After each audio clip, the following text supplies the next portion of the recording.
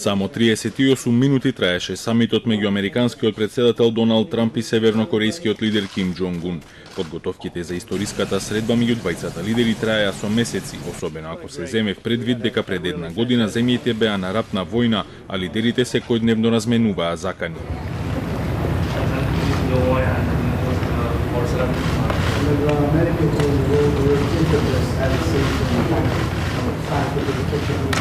Аналитичарите останаа поделени во поглед на целта и символиката на средбата и особено ракувањето меѓу двајцата лидери. Дел сметаа дека е огромен чекор во вистинска насока, додека другите обвинија дека со тој чин му се дава легитимитет на светската сцена на еден тиранин. The handshake today in Singapore between Donald Trump and Kim Jong-un lasted for 13 seconds. The symbolism behind it and the backdrop of interlocking North Korean and American flags reverberated in both Koreas, the United States and around the world.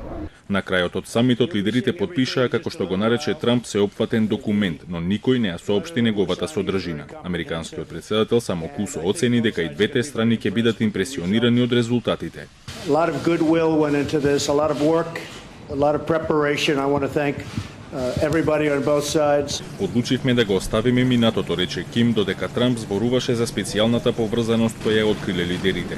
Сепак аналитичарите се сомневаат во резултатите. Севернокорејскиот лидер порача дека светот ќе посведочи големи промени и дел од нив се надеваат дека самитот ќе понуди пат кон конечен договор, додека останатите тврдат дека ова е уште една пропагандна победа на Ким.